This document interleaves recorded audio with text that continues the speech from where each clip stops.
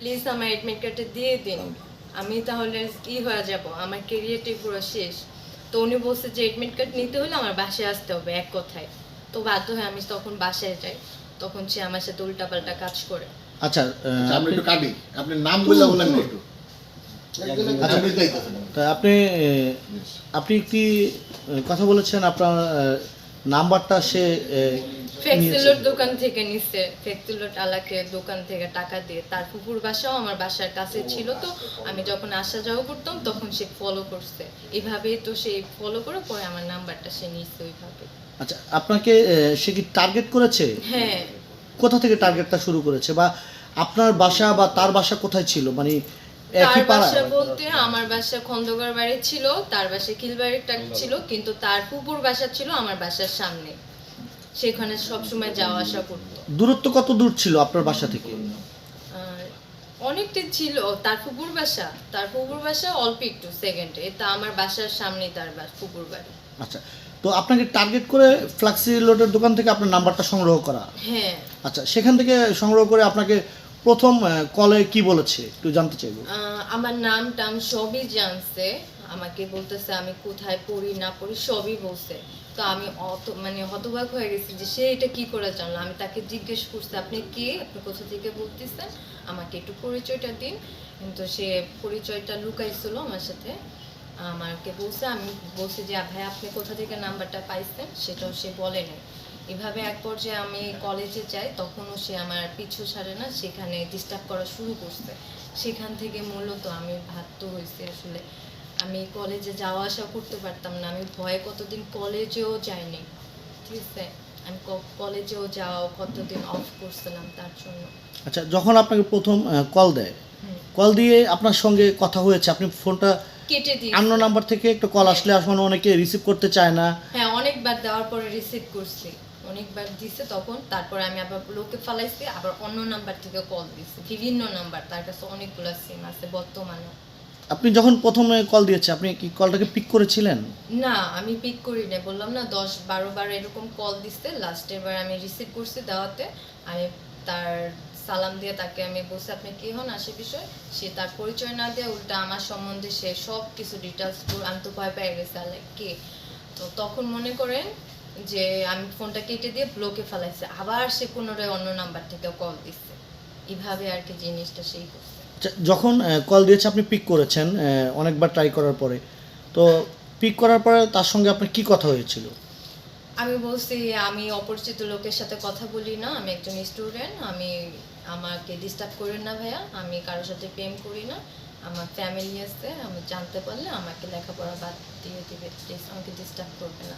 তারপরেও সে আমাকে ডিস্টার্ব করেই গেছে। মানে প্রথম যখন আপনি হ্যাঁ। তার কলটা রিসিভ করেছেন, এই কথা তখনই সে আপনাকে মানে প্রেমের প্রপোজ করে বল। জি জি জি, কিন্তু আমি সেটা না করে দিচ্ছি, না করে দিচ্ছি যে আমি এরকম প্রেম করি না, আমার ফ্যামিলি থেকে জানতে পারলে আমাকে পড়ালেখা বন্ধ করে দিবে, প্লিজ আমাকে আর ডিস্টার্ব করে না, এই কথা বলে আমি ফোন কেটে দিয়েছিলাম। তো আপনার কার্ডটা তিনি জব্দ করলো কিভাবে? আমি যখন পরীক্ষা দেই তখন সে ওই বনানী বিদ্যানিকেতনে ওখানে গিয়ে হাজির। আমি তো দেখে অবাক যে আপনি এখানে আসছেন কেন, কেউ দেখে ফেললে সমস্যা হবে, আমি এখান থেকে চলে যান। তো এক পর্যায়ে সে আমাকে বুঝতেছেনি, তো রাস্তাঘাটে সিম ক্রিয়েট করে অনেক ছেলেরা আছে এমন মেয়েদেরকে, তখন সে আড়ালে যা কথা বলতে বাধ্য হয়। তখন মনে করেন সে এক পর্যায়ে আমার ফাইলটা হাতে নেয় জোর করে, নেওয়ার পরে মনে করেন সে ফাইলে থেকে একটা কাগজ নিয়েছে, এডমিট কার্ডটা ভাঁজ করা ছিল, তো আমি বুঝতে পারিনি। তো ওইটা নেওয়ার পরে মনে করেন যে আমি দেখি কি নিছেন, সে আমাকে কোনো প্রকার দেখাচ্ছে না, বলছে বেশি কথা বলে সমস্যা হবে তোমার। আমি তাই আর কি ভয় কিছু বলি না। আচ্ছা, বিদ্যানিকেতন যখন আপনি তাকে দেখেছেন, জি। আপনি তো সরাসরি তাকে এর আগে দেখেননি, না। তো তখন কিভাবে চিনলেন? তখন কিভাবে চিনলাম, সে আমাকে না, সে আমার বাসার সামনে গেছিল একবার, আমি তখন দেখছিলাম। আমি বলছি যে দেখেন আপনি কে আমার সাথে এইভাবে করতেছেন, আপনি একবার হলেও আমার সামনে আসেন। তো উনি একটু আমাকে খালি দেখা দিছিল, তখন থেকে ওনার ফেসটা আমি মনে রাখছিলাম আর কি। এক দেখাতে এই ফেসটা হ্যাঁ, জি জি চিনে ফেলেছেন? জি জি। তারপরে ঘটনা কি হলো? তারপরে ঘটনা এরকম দিনের পর দিন আমাকে ব্ল্যাকমেল করতেছে আসার বিষয়, আমি যদি তার সাথে সম্পর্ক না করি, সে এক পর্যায়ে আমাকে এর থেকেও বেশি একটা ব্ল্যাকমেল করবে, আমাকে ক্ষতি করে দেবে, যেহেতু সে স্থানীয় একটা ছেলে আর তার ফুপাও একজন প্রভাবশালী মানুষ। এই জন্য আমি আসলে বাধ্য হয়েছি। সেই লোকটার কে বা তার নাম মারুফ প্রকাশ হোসেন মুন্না আমার আপনি তো ওর নাম প্রকাশ করবেন বারবার। জি জি, মারুফ হোসেন মুন্না। হ্যাঁ, তারপরে কি আপনি তার রুমে কিভাবে গেলেন? রুমে গেছে, ওই যে আমার এডমিট কার্ড সে আটকে রাখছিল, আমি তার হাতে পায়ে পর্যন্ত ধরছি, ফোনের মাধ্যমে বলছে আমি ভাই আমার পায়ে পড়ি, আমার বাসায় এসে আমার এডমিট কার্ডে দিয়ে যায়। সে বলছে না, এডমিট কার্ড আমি ছিঁড়ে ফেলবো, নাহলে আগুন দিয়ে পুড়ায় ফেলবো। এখন তো আমার পরের দিন পরীক্ষা, জিওগ্রাফি সেকেন্ড পেপার। তখন মারুফ হোসেন মুন্না বলছে না, বাসায় আসতেই হবে। তখন আমি আমার মাকে মিথ্যা কথা বলে বাসা থেকে বের হয়ে আমি তার বাসায় গেছি এডমিট কার্ডটা আনার জন্য।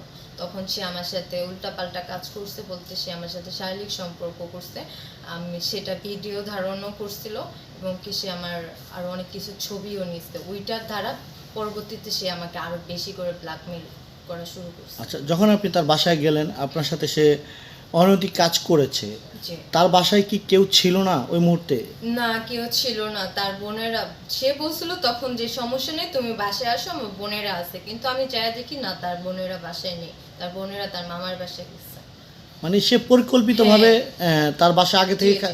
ফাঁকা করে রেখেছে। হ্যাঁ, হ্যাঁ, তারপরে ঘটনাটা একটু জানতে চাইবো। তারপরে সে আমাকে এরকম করে বিভিন্ন প্রকার ভিডিও ধারণ করে সে আমাকে এক পর্যায়ে বিভিন্ন ভাবে সে আমাকে মানে ব্ল্যাকমেলের শিকার করতেছে। আমি অতিষ্ঠ হয়ে গেছি। আমি অতিষ্ঠ হয়ে আমি বলছি যে দেখেন ভাই, আমাকে মাফ করে দেন, যা হয়েছে হয়েছে, এই পর্যন্ত। আমার বাসা থেকে কেউ জানে না, যদি জানতে পারে আমার মা মরে যাবে, আমার আগেই সে মারা যাবে, আমাকে মাফ করে দেন, আমি এই সম্পর্কে আর জড়াতে চাই না। আমি এই বলে ফোনটা ব্লকে ফেলা রাখছে। কিন্তু সে বিভিন্ন কৌশলে, সে বিভিন্ন নাম্বার থেকে ফোন দিয়ে পরবর্তীতে সে আমাকে ইমোশনালি ব্ল্যাকমেল করে সে আবার তার ইসে জড়ায় সম্পর্কতে। আচ্ছা, আপনার সাথে যে এত কিছু হয়ে গেল, হ্যাঁ, আপনার পরিবার কখনো টের পেয়েছে? না আমি আসলে বুঝতে দেইনি, সেটা ভয়ে আতঙ্কে আমি সেটা বুঝতে দেইনি আমার পরিবারের কাউকে। আচ্ছা, আপনার পরিবার টের পায়নি বা যে যে ছেলের কথা বললেন, মারুফ হোসেন তার পরিবার কি আপনাদের এই হ্যাঁ, সম্পর্কের কথা- জানতো, জানতো, তার দুই বোনেরা জানতো, মারুফ হোসেন মুন্নার দুই বোনেরা জানতো। কিন্তু মারুফ হোসেন মুন্নার বাবা মা নাই, তার বাবা মা 2016 সালে মারা গেছে, কিন্তু তার বোনদের সাথে থাকে। তার বোনেরা জানতো যে আমার সাথে সম্পর্ক আছে। আচ্ছা, তার পরবর্তী ঘটনা কি হলো? বিয়ে পর্যন্ত কিভাবে গড়ালো? বিয়ে পর্যন্ত, এই যে বললাম ব্ল্যাকমেল ইমোশনাল করে সে আমাকে করতে করতে করতে করতে এক পর্যায়ে 8 ফেব্রুয়ারিতে, আমার তো রেজাল্ট দিচ্ছে ফেব্রুয়ারি 23 তারিখে 2022 সালে। তার আগে তার টেন্ডেন্সিটা ছিল যে আমি যখন ভার্সিটিতে পড়বো তখন হয়তো বা তার সাথে সম্পর্ক রাখবো না, আর সে বিষয়ে আমি হয়ে আসতে পারে। সে ওই পর্যায়ে 4 ফেব্রুয়ারিতে পুনরায় আমাকে আবারই মিথ্যা কথা বলে তার বাসায় নিয়ে, ওই যে বিভিন্ন ছবি যে আছে ওইগুলা দেখায়, ভয়ভীতি দেখায় নিছে। এমনকি এটাও বলছে যে আমার বোনেরা বাসায় আছে, তুমি আসো, কোনো সমস্যা হবে না। সেদিনকে আমি কোরআন শরীফ পড়তেছিলাম, ওইটা পড়া বাদ দিয়ে আমি বাসা থেকে বের হই। আমি বলছিলাম আমার মাকে আমি বান্ধবীর বাসায় যাব, কারণ বলতে আমি বাধ্য, কারণ তার কাছে যে ছবিগুলো আছে উনি বলছে ইনস্ট্যান্ট তুমি যদি না আসো আমি ছবিগুলো ছেড়ে দিচ্ছি। হ্যাঁ, সে আমাকে মোবাইলে এক পর্যায়ে পাঠায়ও একটা ছবি। তো আমি তখন গেছি, যা দেখি তার বোনেরা বাসায় নেই। আমি চলে আসতে চাইছি, সে আমাকে জোর করে হাত ধরে টান দিয়ে ঘরের ভিতরে ঢুকায়। তখন সে আমার মুখ চাইপা ধরছে, মানে গামছা দিয়ে করছে। এক পর্যায়ে মনে করেন ওই অনৈতিক ওইটার 5 মিনিট পর 7 মিনিট পর তার বোনেরা চলে আসে। আমি তখন খুবই অসুস্থ হয়ে পড়ি, কান্নাকাটি শুরু করি। সে এক পর্যায়ে আমাকে শান্ত করার চেষ্টা করে তার রুমে নিয়ে।